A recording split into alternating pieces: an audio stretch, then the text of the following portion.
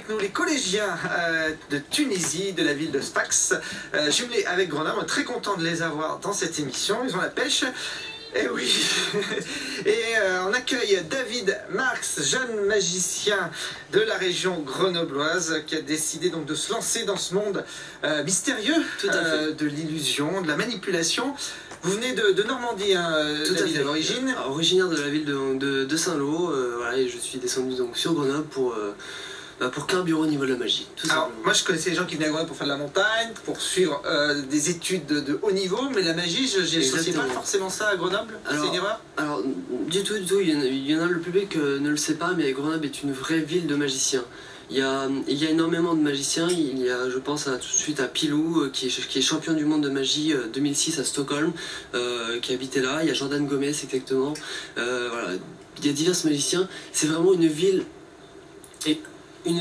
comblée au niveau de la magie. Il y a un magasin de magie, donc voilà. Pourquoi il y a des écoles et des formations? Il y a une école de magie donc, qui est au magasin de magie dans Grenoble, qui s'appelle Magic Event.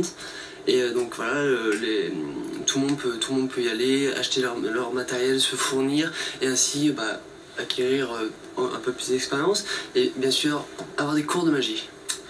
Alors, voilà. Est-ce qu'entre magiciens, on se dévoile les tours, les trucs pour justement progresser mutuellement? Oui, alors en général, les festivals que j'ai fait, en coulisses, évidemment, on se dit quelques petites choses pour améliorer son numéro, sa routine, comme les routines de cartes qu'on va voir tout à l'heure.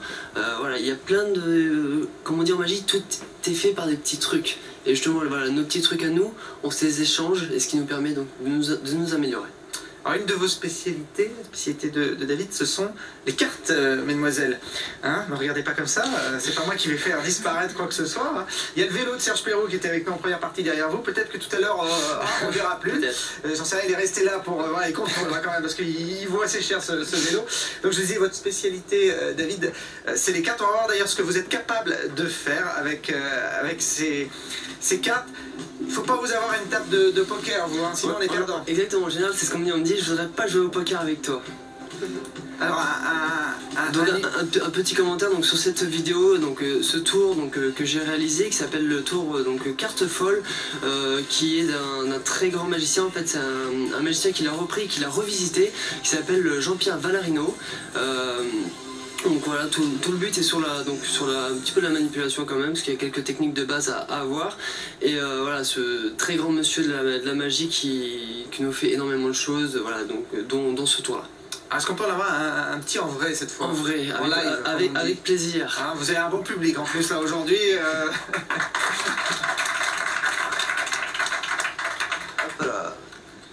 Alors...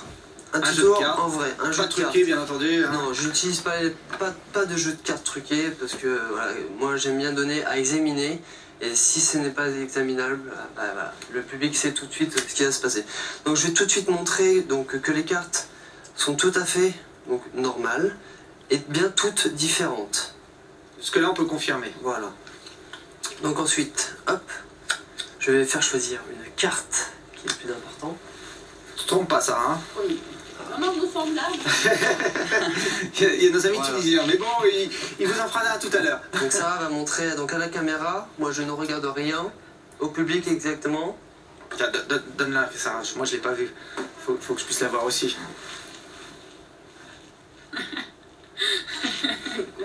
Vous l'avez pas vu, David, hein? Non, je l'ai pas vu, bon, j'aimerais bien. Qu'est-ce que j'en fais de cette carte? Alors, vous allez la redonner à Sarah, parce que c'est Sarah qui va faire le tour avec moi. Donc, Sarah, vous allez dire stop quand vous le voulez. Stop. Ici? Parfait, donc vous la remettez, voilà. Et donc, nous allons continuer le petit mélange. Voilà. On va faire une simple coupe, un mélange. Hop. Et là, on s'attend au pire. Une simple coupe. Hein. Simple coupe, très simple. Donc je vais poser le jeu. Alors ça va peut-être vous paraître bizarre, mais moi les cartes me parlent. Tout le monde dit non, c'est pas possible. Et voilà, qu'est-ce qu'elle raconte? Alors il suffit que je prenne un petit bout de jeu, que je les mette à mon oreille. Et là, la carte me dit, je suis en 7ème position. Et il suffit tout simplement que je prenne le jeu et que je fasse. le 5 de pique.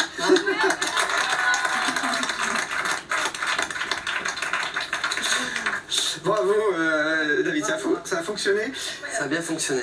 Comment on arrive à se faire une place dans ce métier? Vous êtes jeune, vous avez envie d'en vivre, de progresser? Oui, pourquoi pas, oui, évidemment. Je pense que tout magicien qui commence à avoir de l'expérience a envie d'en vivre, évidemment, mais c'est un métier qui est très dur. En général, les personnes que j'ai côtoyées lors des festivals qui sont professionnels m'ont conseillé évidemment d'avoir quand même une activité à côté pour avoir en bonus la magie. Donc ça, voilà, c'est quelque chose, je pense que beaucoup de magiciens, même sur internet, qui me posent la question. Voilà, et je leur dis, mais écoutez, moi, voilà, j'ai des magiciens professionnels qui m'ont dit, et quelque chose à côté quand même, au moins tu es sûr d'avoir, comment on dit, un salaire à la fin du mois, et voilà, du bonus avec la magie. Bon, de toute façon, si vous êtes coincé, vous avez de quoi faire transformer un billet de 10 en 50. Exactement. Ça aide aussi. Bon, 500, pourquoi pas. David, par un petit tour pour la route, il nous reste 1 minute. Est-ce que vous êtes capable en 1 minute de nous épater? On va essayer? Ah, On va essayer. Tout est possible en magie, comme on dit. bah, si vous le dites. Moi, je vous fais confiance. Or, avec vous, Thibaut? Avec moi, allons-y. Donc, hop, je vais étaler le jeu. Voilà, on va faire une petite vague pour les fans. Voilà. Ton ami, ça presque. Allez-y. Allez. Allez-y. Je pioche? Voilà, n'importe laquelle. Voilà, parfait. Donc vous la montrez bien à la caméra. Ah, mes amis tunisiens sont en train de tirer le coup pour l'avoir. Allez, on l'a vu. C'est bon? Enfin, je sais pas ce que j'en fais d'ailleurs. Bah, comme Sarah. Vous allez me dire stop absolument quand vous le voulez. Stop. Ici, parfait. Hop, je ne regarde pas. Je note sur ma feuille ce que c'était, hein, parce que j'ai une mémoire défaillante à mon âge. Tac. Moins en moins. Donc maintenant, on va faire un petit peu le même mélange que tout à l'heure. Alors ça, hop, le mélange américain suivi de la cascade. Hop. Alors, je vais sortir un tout petit accessoire que vous allez examiner, me dire si voilà, si c'est truqué. Voilà. Aucun truc. Aucun truc? Je vous le confirme. C'est parfait. Alors je le remets là, on va en avoir besoin dans quelques instants. Alors, juste histoire de refaire un petit mélange. Hop, hop, hop. Tac, tac. Ça va, vous avez rien su? Oui? Je suis concentré là. Voilà. Donc on va sortir donc, le petit accessoire qui est très important. Que je vais. Voilà. Hop.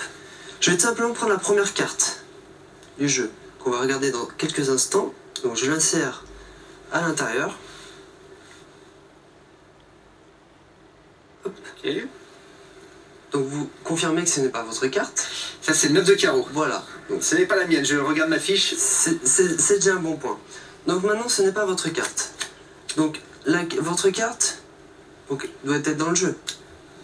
Tout logique. Voilà. Donc un tout petit mélange, mais vraiment tout petit. Alors celui-là je l'adore, c'est pour ça que j'aime bien le faire. C'est très esthétique je trouve. Alors ça c'est vraiment pour le plaisir. Voilà. Et là, nous allons reprendre ça et nous allons voir si l'expérience magique se produit.